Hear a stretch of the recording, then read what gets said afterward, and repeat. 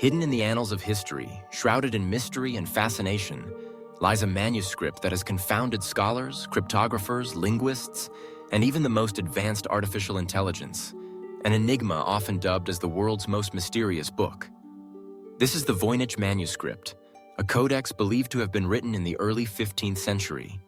Its parchment pages teeming with strange, otherworldly illustrations and inscribed in a script utterly unknown to humankind. Despite centuries of effort, no one has ever managed to decipher its true contents, and its purpose, origin, and meaning remain tantalizingly out of reach. To begin to understand the allure of the Voynich Manuscript, one must first picture its physical form.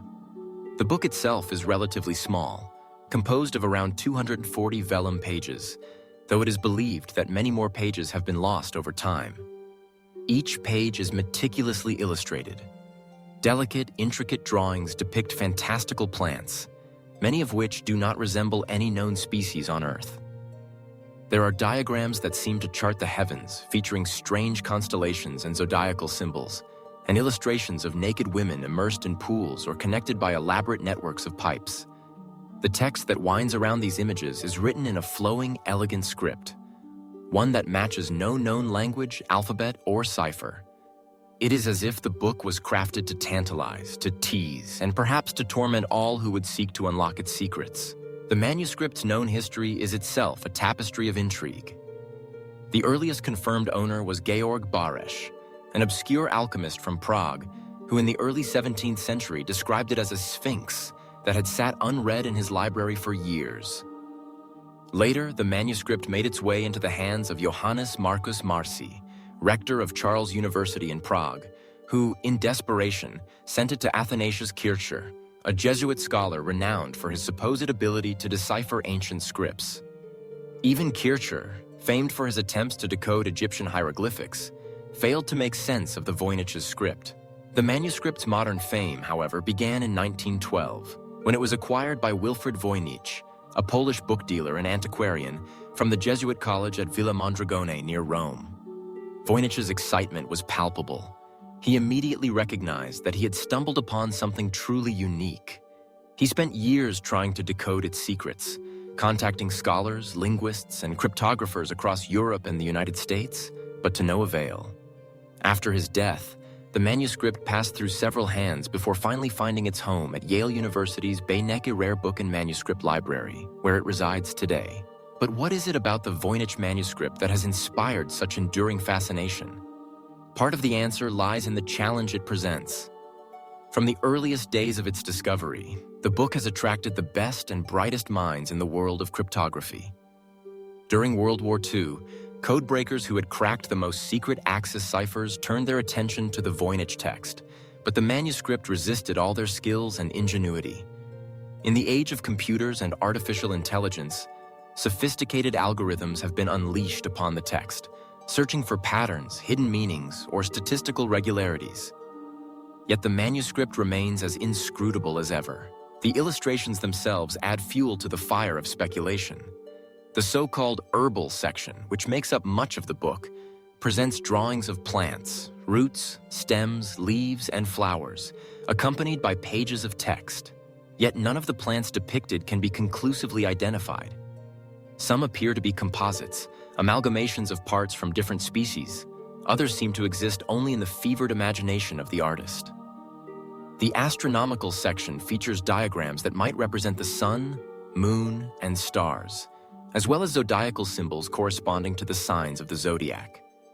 There is a biological section, filled with images of nude women bathing in pools or interconnected by strange tubular structures, perhaps alluding to some form of medieval medical or alchemical process. Another portion is devoted to what seems to be pharmaceutical recipes, with drawings of apothecary jars and lists of mysterious ingredients.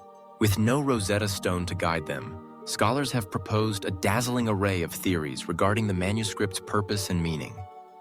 Some suggest it is an elaborate treatise on herbal medicine, written in a lost or invented language. Others believe it is an alchemical manual, a catalog of esoteric knowledge encoded to protect its secrets from the uninitiated. There are those who propose it is an elaborate hoax, a piece of medieval nonsense crafted to baffle or amuse. Some even speculate it is the work of an alien intelligence, a message from another world encoded in a script beyond our comprehension. Linguists have studied the text at length, attempting to discern patterns that might point to a natural language. The script, now referred to as Voynich, appears to follow some of the statistical properties of real languages. Words repeat, certain characters cluster together, and the structure of sentences seems to obey rules.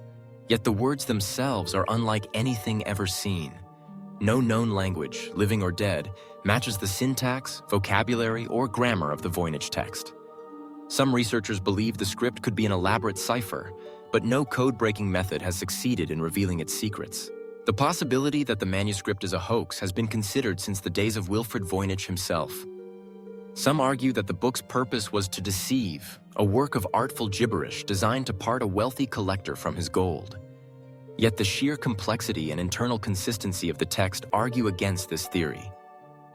The manuscript contains over 170,000 individual glyphs, arranged into words and sentences with such care that the probability of it being mere nonsense seems remote. Furthermore, the illustrations, while strange, show a thematic coherence, as if the author sought to convey real information, albeit in a form that defies easy interpretation. Theories regarding the manuscript's authorship have ranged across centuries and continents. Some have suggested the English polymath Roger Bacon, famed for his scientific inquiries, as the author.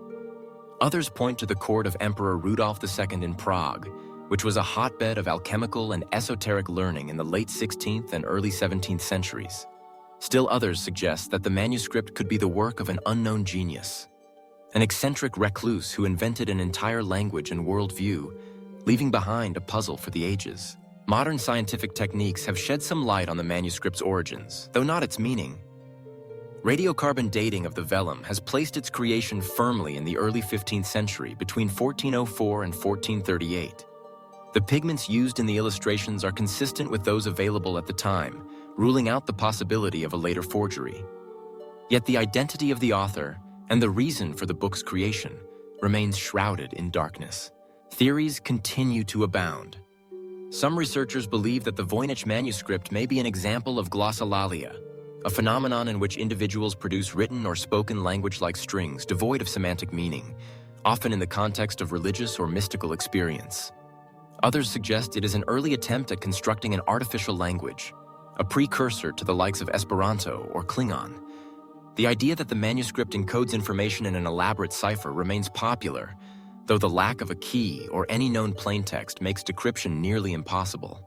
In recent years, the Voynich manuscript has become a subject of popular fascination, inspiring novels, films, television documentaries, and even video games.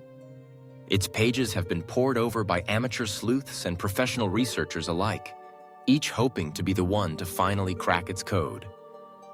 Online communities have sprung up, dedicated to the collaborative effort of decoding the manuscript, sharing theories, transcriptions, and high-resolution scans of its pages. Despite all these efforts, the manuscript has held firm to its secrets. The more we study it, the deeper its mysteries seem to grow. The plants remain unidentifiable, the script unreadable, the diagrams unfathomable. It is as if the book exists as a mirror, reflecting our own desire for meaning and understanding, even as it frustrates every attempt to pierce its veil. Yet perhaps it is this very quality, the sense of an unattainable mystery, that gives the Voynich manuscript its enduring power. In an age where information is at our fingertips, where the secrets of the past are laid bare by technology and scholarship, the manuscript stands as a reminder that some puzzles remain unsolved, some stories untold. It is a relic of a world in which knowledge was precious, hidden, and often guarded by secrecy and allegory. For some, the Voynich manuscript is a symbol of the limits of human understanding, a challenge to our faith in reason, logic, and the power of science. For others, it is an invitation to wonder, to imagine a world in which the boundaries of the possible are constantly being redrawn. The manuscript continues to inspire, to frustrate, and to captivate, a siren call to all who seek to uncover the hidden truths of history. One might ask, will the Voynich manuscript ever be decoded? Some scholars believe that, with the continued advancement of computational linguistics, artificial intelligence, and historical research, the mystery will one day yield to human ingenuity.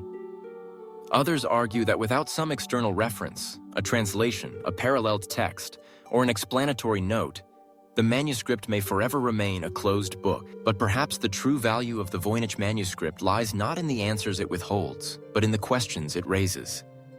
It challenges us to look beyond the surface, to question our assumptions, and to embrace the unknown. In a world that often prizes certainty and closure, the manuscript stands as a testament to the enduring allure of mystery.